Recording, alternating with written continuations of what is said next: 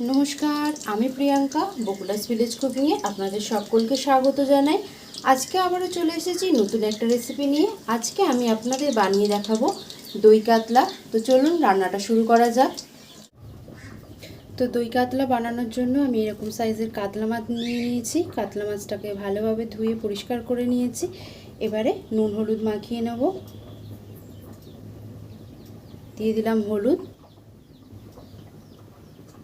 আর দিয়ে দেব নুন।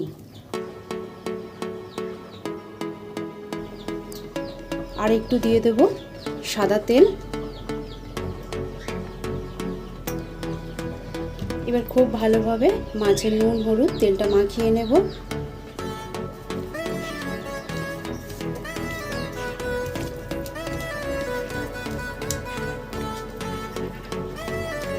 যেহেতু দই কাতলা বানাবো তাই খুব সামান্য পরিমাণে আমি এখানে হলুদ দিয়েছি।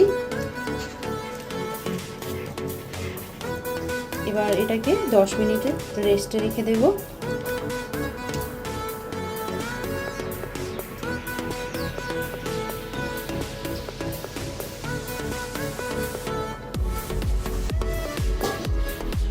মাছটা 10 মিনিট রেস্টে থাক, ততক্ষণ আমি এদিকে কড়াই বসিয়ে দিয়েছি। তেলটা গরম করে নেব। দিয়ে দিচ্ছি সাদা তেল। আপনারা চাইলে এটা সর্ষের তেলেও করতে পারেন, তবে আমি এটা সাদা তেলেই আপনাদের করে দেখাবো।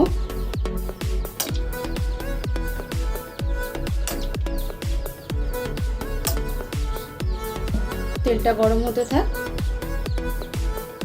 তেলটা গরম হয়ে গেছে, এবার একে একে মাছগুলো ভেজে নেব।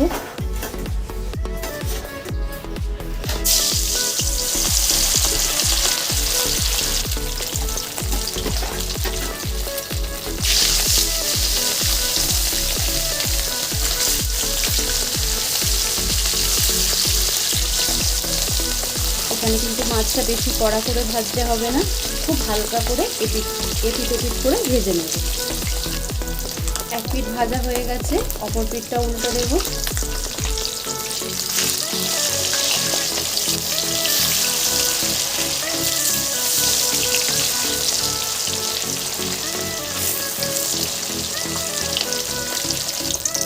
মাছটা ভাজা হয়ে গেছে, এবার একে একে তুলে নেব। তো দেখতেই পাচ্ছেন আমি কিন্তু একদম হালকা করেই ভেজেছি।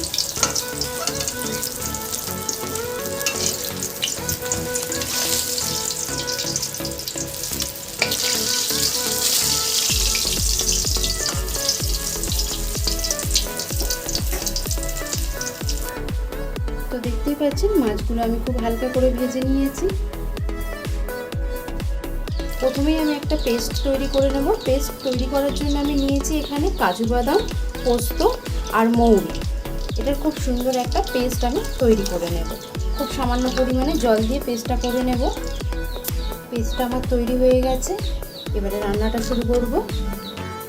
ফোড়নের জন্য দিয়ে দিলাম 2টো তেজপাতা, আর দিয়ে দেব শুকনো লঙ্কা আর গোটা গরম মশলা।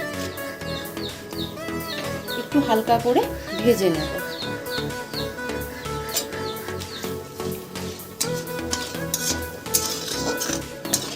2 থেকে 3 সেকেন্ড একদম হালকা করে ভেজে নেব।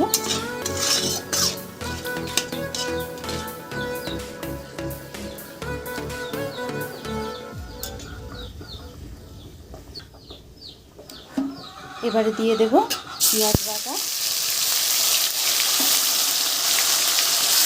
পেঁয়াজটাকে খুব হালকা করে ভেজে নেব।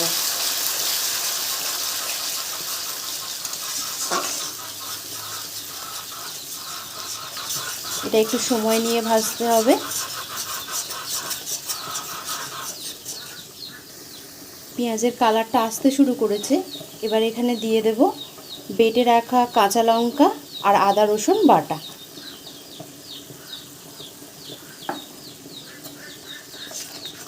এটাকেও একটু ভেজে নেব, যতক্ষণ না আদা রসুন পেঁয়াজের কাঁচা গন্ধটা যায়।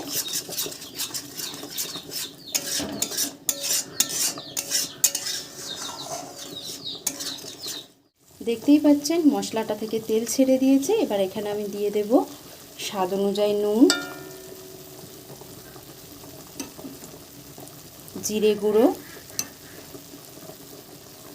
1 ধনে গুঁড়ো।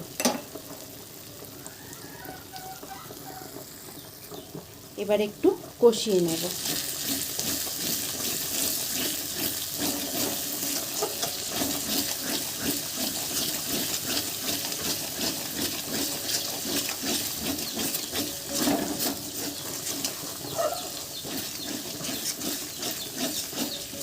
দই কাতলায় কিন্তু কোনো রকম হলুদ গুঁড়ো দেয় না, তবু আপনারা যদি চান অবশ্যই হলুদ গুঁড়ো ব্যবহার করতে পারেন। আমি এখানে হলুদ গুঁড়ো দেব না, কালারের জন্য একটুখানি কাশ্মীরি লঙ্কার গুঁড়ো দেব।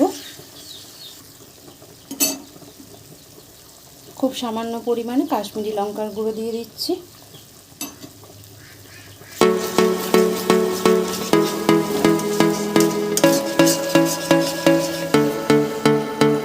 দেখতেই পাচ্ছেন মশলা থেকে কত সুন্দর তেল ছেড়ে দিয়েছে। এবার এখানে আমি অ্যাড করব মুড়ি, পোস্ত আর কাজু বাদাম বাটা।